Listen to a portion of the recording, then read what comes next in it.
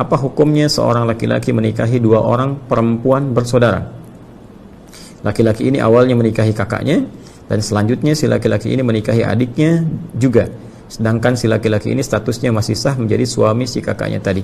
Baik, jadi ada adik kakak yang perempuan dinikahi oleh yang laki-laki ini, ya. Jadi dia menikahi kakaknya dulu, kemudian dia menikahi adiknya. Saya bacakan dulu sampai dengan tuntas. 1. Gimana hukum pernikahan tersebut? 2. Dan ketika si kakak perempuan tadi sudah punya anak, apakah status anak ini seperti anak di luar nikah atau bagaimana? Baik, jika anaknya perempuan dan anak ini mau menikah, yang berhak menjadi wali nikahnya bapaknya atau siapa? Baik, jadi saya petakan berdasarkan pertanyaan ini. Maka yang pertama adalah bagaimana hukumnya menikahi dua bersaudara kandung sekaligus, ya. Kakak dengan adiknya langsung dinikahi. Kemudian yang kedua, jika si kakaknya kemudian memiliki anak, ya, mengandung, melahirkan, punya anak, status anaknya bagaimana? Kita jawab bagian yang pertama dulu. Ini kita bisa cek di Quran surah keempat An-Nisa di ayat ke-23. Ya, saya ulangi, Quran surah keempat An-Nisa di ayat ke-23. Di situ jelas tercantum yang terkait dengan aspek pernikahan, siapa saja yang dilarang untuk dinikahi. Jadi di luar yang dilarang ini, maka boleh untuk dinikahi. Nah, ini yang menarik dari Al-Quran, metodologinya. Allah Subhanahu wa Ta'ala, ya, ketika ingin menghalalkan sesuatu, terkadang langsung disebutkan kalimat halal atau menunjukkan yang haram untuk memberikan kesan bahwa selain yang haram ini itu boleh. Nah, maka di ayat ini, ayat ke-23 di surah yang keempat, surah An-Nisa, Allah memberikan gambaran-gambaran tentang, ya, pasangan-pasangan yang tidak dibolehkan dinikahi. Artinya di luar ini boleh kemudian dinikahi. Kita bacakan misalnya, Allah berfirman, "Hurrimat 'alaikum ummahatukum wa banatukum wa akhawatukum wa ammatukum wa khalatukum," sampai ke ujung ayatnya. Ya, dari pertanyaan Anda, "Wa an tajma'u bainal ukhtaini illa ma qad salaf." Perhatikan baik-baik teman-teman sekalian. Redaksinya tegas mengatakan hurrimat 'alaikum, diharamkan bagi kalian. Baik, hurrimat 'alaikum, diharamkan bagi kalian. Quran surah yang keempat di ayat yang ke-23 paling kanan, ya, di pojok mau sampai ke akhir itu, ya. Quran surah keempat An-Nisa, saya tuliskan seperti ini, ayat 23. Redaksinya itu langsung tegas, tidak ambigu, diksinya langsung menunjuk pada kalimat yang sempurna sehingga tidak ada multitafsir di sini. Ya, Allah langsung menyampaikan hurrimat. Ya.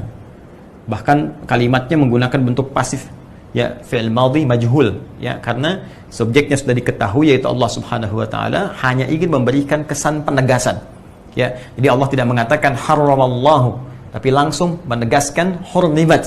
Allah tidak mengatakan Allah mengharamkan, tapi langsung menunjukkan sifat tegas menggunakan, ya, bentuk pasif, diharamkan, untuk menunjukkan kuatnya unsur keharaman ini. Hurrimat 'alaikum, ya, 'alaikum, kata Allah, diharamkan bagi kalian untuk menikahi, ya, orang-orang dari kalangan berikut ini.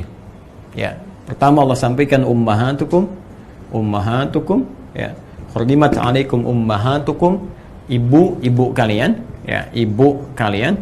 Ya, jadi tidak boleh anak menikahi ibundanya, ya, yang terjadi seperti kisah-kisah misalnya yang tersebar di kultur-kultur, cerita-cerita dan sebagainya, ya, ada maling kundang, ada macam-macam, ada tangkuban perahu yang pengen nikahi ibunya, kisahnya demikian kan pada waktu itu. Nah, ini cukup contoh bagi kita untuk mengatakan kisah-kisah yang dimaksudkan dilarang, tidak diperkenankan, haram hukumnya, ya.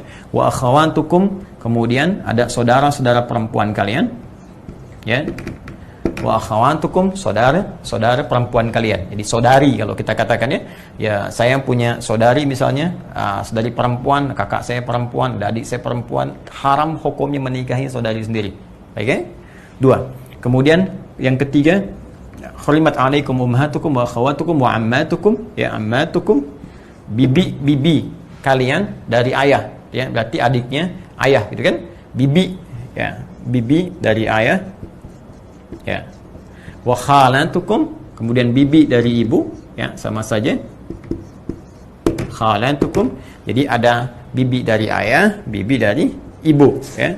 Sampai nanti ke ujungnya ditemukan secara cepat saja, ya. Nanti di ujungnya ada kalimat penutupnya sebelum akhir ditutup dengan ampunan Allah Subhanahu wa taala. Allah sampaikan wa antajma'u bainal ukhtaini wa antajma'u, ya, wa antajma'u bainal ukhtaini. Ini dalil yang terkait dengan pertanyaan Anda. Illa ma qad salaf. Bainal ukhtaini illa ma qad salaf. Sebelum masa Islam, sebelum turun syariat ini kemudian dibimbing untuk bertobat, ya. Perhatikan kalimatnya. Wa antajma'u bainal ukhtaini, dan engkau menikahi, mengumpulkan sekaligus bainal ukhtaini, dua saudari. Ya, seperti pertanyaan Anda. Jadi kalau Anda bertanya bagaimana hukumnya kemudian menikahi dua saudari sekaligus, maka langsung Allah yang menjawab.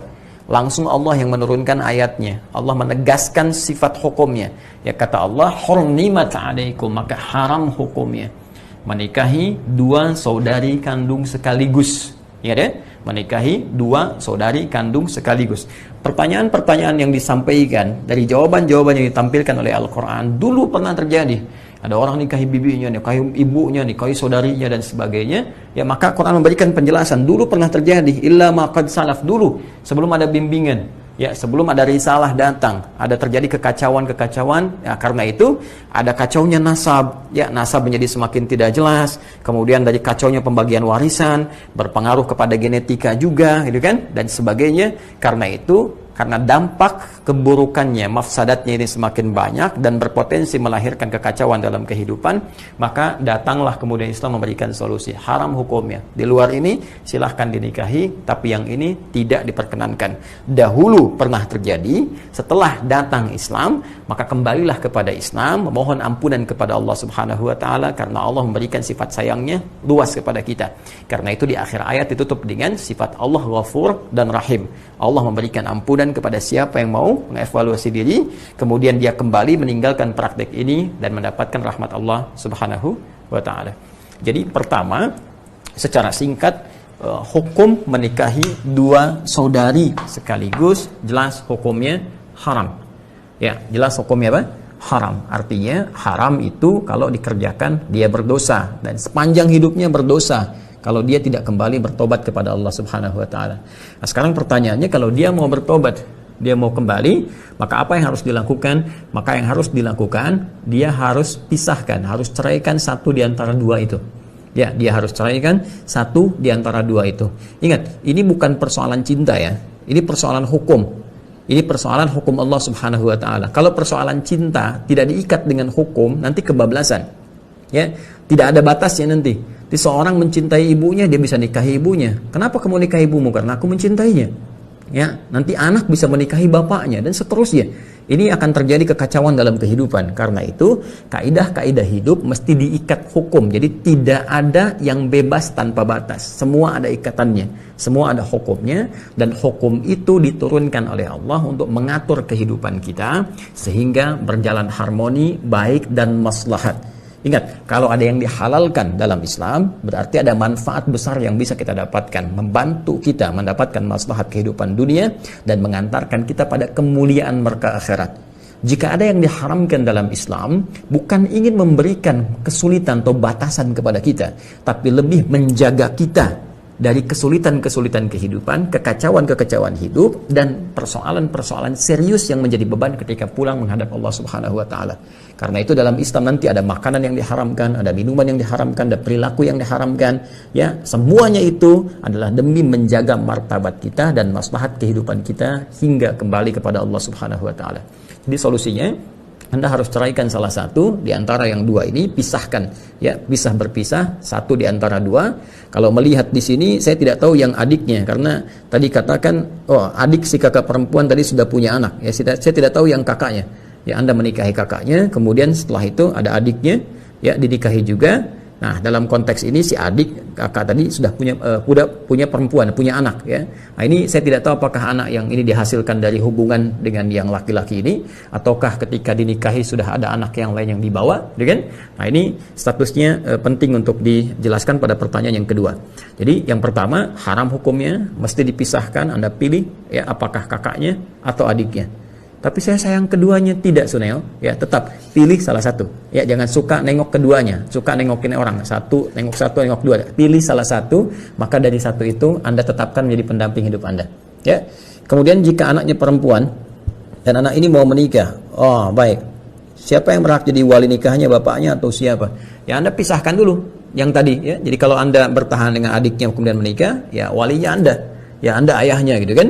Tapi kalau misalnya diteruskan tetap hubungan ini, maka selama berhubungan itu jatuh statusnya adalah haram. Ya, statusnya apa?